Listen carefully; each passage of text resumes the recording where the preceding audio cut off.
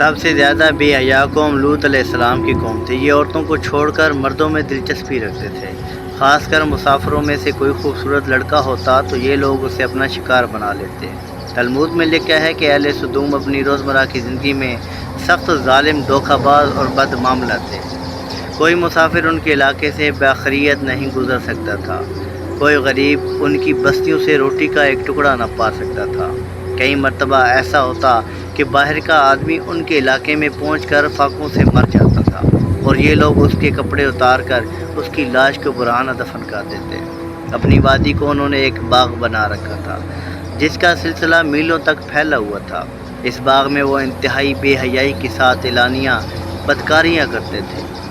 حضرت لوط علیہ السلام نے انہیں توحید کی دعوت دی اور بدکاری کے اس گھناؤنے عمل سے توبہ کرنے کا حکم دیا۔ حضرت لوط علیہ السلام نے کہا، تم یہ کیوں کرتے ہو؟ کیا تم عورتوں کو چھوڑ کر لذت حاصل کرنے کے لیے مرد کی طرف مائل ہوتے ہو؟ حقیقت یہ ہے کہ تم احمق لوگ ہو۔ تو پھر حضرت لوط علیہ السلام اہل سدوم کو دن رات وعظ اور نصیحت کیا کرتے تھے، لیکن اس قوم پر اس کا کوئی اثر نہ ہوا، بلکہ وہ بدنصیب بہت فخری انداز میں یہ کام کرتے تھے۔ انہیں حضرت لوط علیہ السلام کا سمجھانا بھی برا لگتا تھا، لہذا انہوں نے صاف صاف کہہ دیا کہ اگر تم ہمیں اسی طرح برا بھلا کہتے رہے اور ہمارے کاموں میں مداخلت کرتے رہے تو ہم تمہیں اپنے شہر سے نکال دیں گے۔ حضرت لوط علیہ السلام نے نصیحت و تبلیغ کا سلسلہ جاری رکھا، لہذا ایک دن اہل سدوم نے خود ہی عذاب الہی کا مطالبہ کر دیا۔ اللہ تعالیٰ نے اب تک ان کے اس بدترین عمل، فحاشی اور بدکاری کے باوجود ڈھیل دے رکھی تھی، لیکن جب انہوں نے حضرت لوط علیہ السلام سے ایک دن کہا کہ اگر تم سچے ہو تو ہم پر عذاب لے آؤ، لہذا ان پر عذاب الہی کا فیصلہ ہو گیا۔ اللہ نے اپنے خاص فرشتوں کو دنیا کی طرف روانہ کر دیا۔ یہ فرشتے دراصل حضرت میکائیل اور حضرت جبرائیل علیہ السلام تھے۔ پھر یہ فرشتے حضرت لوط علیہ السلام کے گھر تشریف لے آئے۔ حضرت لوط نے جب ان خوبصورت نوعمر لڑکوں کو دیکھا تو سخت گھبراہٹ اور پریشانی میں مبتلا ہو گئے۔ انہیں یہ خطرہ محسوس ہونے لگا کہ اگر ان کی قوم لوگوں نے انہیں دیکھ لیا تو نہ جانے وہ ان کے ساتھ کیا سلوک کریں گے۔ حضرت لوط علیہ السلام کی بیوی کا نام وائلہ تھا۔ اس نے آپ پر ایمان نہیں لایا تھا اور وہ دراصل منافقہ تھی، وہ کافروں کے ساتھ تھی، لہذا اس نے جا کر اہل سدوم کو یہ خبر دے دی کہ لوط کے گھر دو نوجوان لڑکے مہمان ٹھہرے ہوئے ہیں۔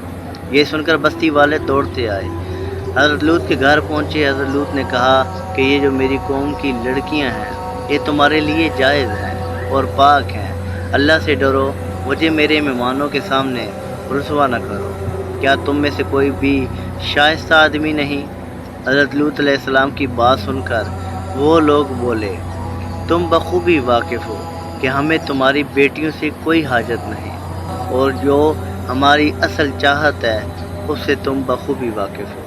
قوم لوط کے اس شرمسار جواب سے اندازہ لگایا جا سکتا ہے کہ وہ فعل بد میں کس حد تک مبتلا ہو چکے تھے۔ جب حضرت لوط علیہ السلام کی قوم ان کے گھر کی طرف دوڑتی ہوئی آئی تو حضرت لوط نے گھر کے دروازے بند کر دیے اور ان نوجوانوں کو ایک کمرے میں چھپا دیا۔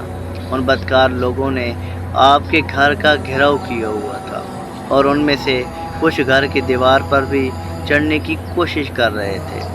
حضرت لوط علیہ السلام اپنے مہمانوں کی عزت کے خیال سے بہت زیادہ گھبرائے ہوئے تھے۔ فرشتے یہ سب منظر دیکھ رہے تھے۔ جب انہوں نے حضرت لوط علیہ السلام کی بے بسی اور پریشانی کا یہ عالم دیکھا تو حقیقت سے پردہ اٹھاتے ہوئے یوں فرمایا، اے لوط، ہم تمہارے رب کے بھیجے ہوئے فرشتے ہیں، یہ لوگ ہرگز تم تک نہیں پہنچ سکیں گے۔ ابھی کچھ رات باقی ہے تو آپ اپنے گھر والوں کو لے کر چل دو اور تم میں سے کوئی شخص پیچھے مڑ کر نہ دیکھے۔ اہل سدوم حضرت لوط علیہ السلام کے گھر کا دروازہ توڑنے پر بضد تھے کہ حضرت جبرائیل علیہ السلام نے گھر سے باہر نکل کر اپنے پر کا ایک کونا انہیں مارا، جس سے ان کی آنکھوں کے ڈیلے باہر نکل آئے، اور یہ خاص عذاب ان لوگوں کو پہنچا جو حضرت لوط علیہ السلام کے پاس بدنیتی سے آئے تھے۔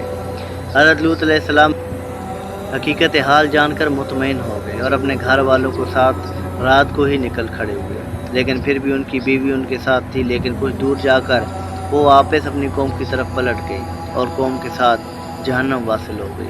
صبح کا آغاز ہوا تو اللہ کے حکم سے حضرت جبرائیل نے بستی کو اوپر سے اکھاڑ دیا اور پھر اپنے بازوؤں پر رکھ کر آسمان پر چڑھ گئی، یہاں تک کہ آسمان والوں نے بستی کہ کتے کے بھونکنے اور مرغوں کی بولنے کی آوازیں سنی۔ پھر اس بستی کو زمین پر دے مارا، جس کے بعد ان پر پتھروں کی بارش ہوئی۔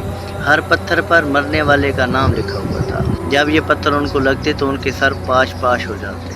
صبح سویرے شروع ہونے والا یہ عذاب اشراق تک پوری بستی کو نیست و نابود کر چکا تھا۔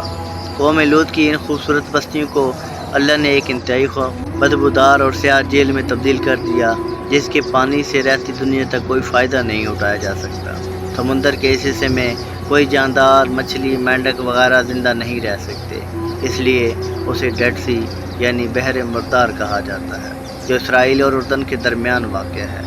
ماہرین آثار نے 10 سالوں کی تحقیق و جستجو کے بعد اس تباہ شدہ شہر کو دریافت کیا تھا۔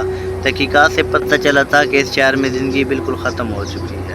شہر کے راستے اور کھنڈرات کو دیکھ کر آرکیولوجسٹ نے یہ اندازہ لگایا کہ جب یہ شہر تباہ ہوا تو اس وقت لوگ روزمرہ کے معاملات اور کاموں میں مشغول تھے اور یہاں زندگی اچانک ختم ہو گئی تھی۔